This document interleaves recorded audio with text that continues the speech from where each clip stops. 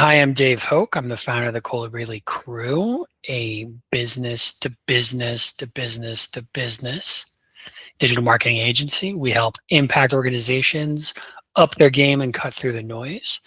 I'm here with Yuval Ackerman today. Hi, Yuval. Hey, Dave. I'm the ethical email marketing consultant for the Colibrily Crew, and I'm also in charge of our marketing in general. We have an email marketing newsletter that you have been working on for a while and helping us improve. Today, we're going to talk about is why is this newsletter important?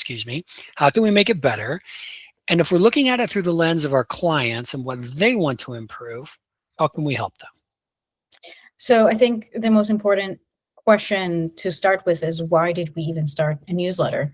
So I'm actually going to bounce the question back to you, Dave, and I'm going to ask you, why do we even bother doing email marketing for ourselves? Right. So that's a good question. I love email marketing. It's one of those true, tried and tested pieces of content channels that you can go through. It's been around, since I'm old here, AOL, American Online days of the mid-90s. For me, it's a place where you can communicate to your tribe, your community, in a way that, it's old school. It's like delivering mail. You're not beholden to any algorithms. You can talk directly to people. You know how the format's going to appear. You know how the content's going to appear. There's no intermediary person who's going to filter it and say, give me money or I'm not going to show it to someone. So for me, it's just a place where you can be completely honest with people that care about what you're doing. And there's no mixing or matching of anything there. When we started talking about the newsletter, what did you have in mind for our newsletter? Oh, that's a great question, and a loaded one that can go in lots of different directions. So I think in general, there's a lot of slop, whether AI or by humans on the internet right now. And in our inboxes in general, there's just so much content and there's too many platforms and it's overwhelming in my personal opinion. And I feel like if you're going to take up someone's valuable time, right, which is the one resource you can't buy, then you got to give them something. You got to give them something important, right? And you need to catch their attention. You don't want to just add to the noise. For me, that's a pet peeve. If I open up an email today and it's something that I already knew, or I could have easily Googled in 2 seconds, or it's not relevant to me, I immediately lose trust in that brand or that person. And it's not a conscious decision. It's something that happens automatically because we're so all the time seeing ads, right? So for me, when we started our newsletter, it was the conversation opened like this. How can we give something of value to people that care about what we're doing?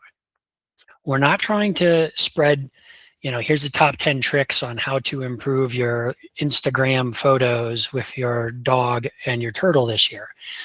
Those are things that just aren't relevant. Like it's not adding any value. It's just adding more noise.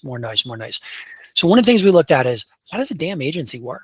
Like, what do we do? What does it look like behind the scenes? Because this is exactly who we are. If you want to know who we are, you want to know what we do, you want to understand what we're doing, we'll show you, right? Because it's not the house. We're not talking about the house. You can find the house anywhere. It's the what. What are you? Who are you? Right? And I think that's really unique and interesting. I don't feel like a lot of people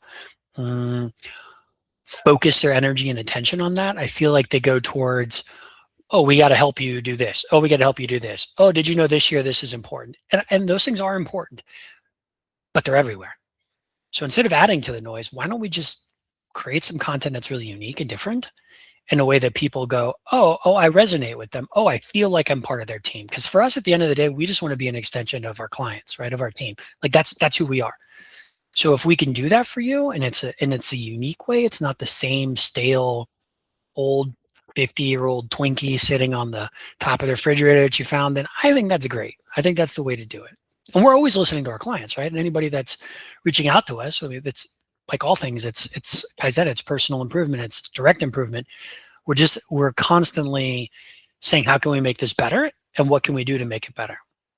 And I think we have a lot of internal conversations with our clients where we not only help them understand what we do better, but there's a lot of there are a lot of things that we're talking about with our clients on our weekly meetings with them, that people don't realize what it looks like from the outside. And I think one of the main thing that we wanted to show with our newsletter, in two ways. So one is showing, not telling, what we do and how we do things, and also in terms of the format. And this is an idea that you gave me a green light and a thumbs up and run with it, which is emulating our group signal chat Right.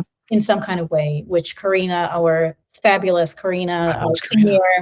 senior graphic designer, helped me make sure that our template replicates or emulates that. And yeah, we're just showing what working with us really looks like, the ins and outs, the questions that people who are not doing email marketing specifically, but doing marketing in general, don't even think about. And that's why we have lots to talk about, and also why we have a strategy for the next 6 months, pretty much, with topics that we can talk about.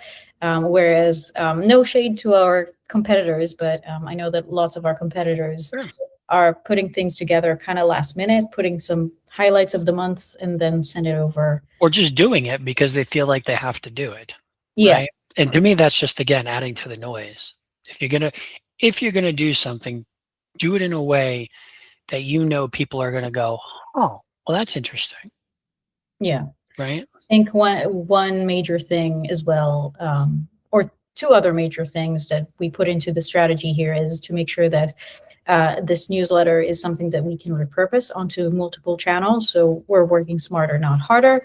And a major thing here is us enticing and encouraging conversation and long-term relationship building. So mostly our calls to action, our CTAs, would be something like reply and let me know how are you in the situation, and the replies are coming to your inbox so you can start conversations and continue having conversations with people who are genuinely interested in knowing more about what we do.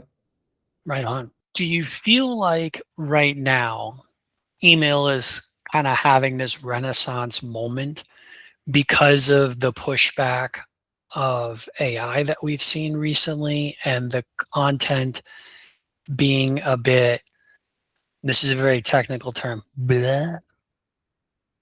Yes and no. Email has always had a renaissance. And, every year I'm seeing things online like, and you're seeing that too, right? Blogs are dead. Websites are dead. Like everything is dead all the time. And then, still marketing is working for Sure. companies. It's just a matter of, okay, how do you do things the right way for your business and your audience? So email has always been there, and it's always been working. It's just a matter of how you do it. And AI is in the inboxes already. We've seen it in the team with Gemini, the AI summaries of emails, and also automatic generated AI replies. So AI is already in the inboxes, and it is going to change the game in 2026 and beyond. And companies who know how to use that as a tool and as effect in the inboxes are still going to win. Yeah, it is a really interesting time. I can see, just like the way if you go to social media and it's just filled with a lot of regurgitated content, it's just spun up differently to look different, but it's really the same stuff.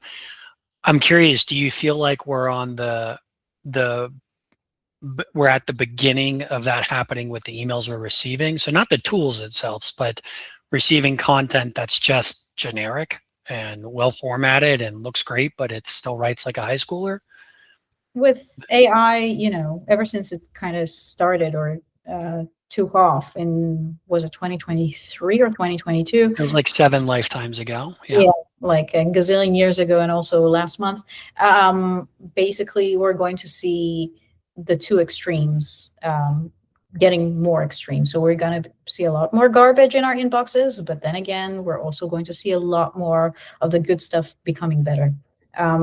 So authenticity. So being real, being honest. Yeah. Right. I think that's one of the things we're trying to do with our newsletter. Just going back to your question earlier, is not trying to just throw something out there. Like anybody can go into ChatGPT and say, write me a newsletter. I want to talk about my hog farm. And that's great. You can generate a bunch of content about that. I don't have a hog farm, by the way. And I don't know where that came from. But with that being said, I want to see real humans. I'm just over that shit. I'm just over it. And I get that it's helpful.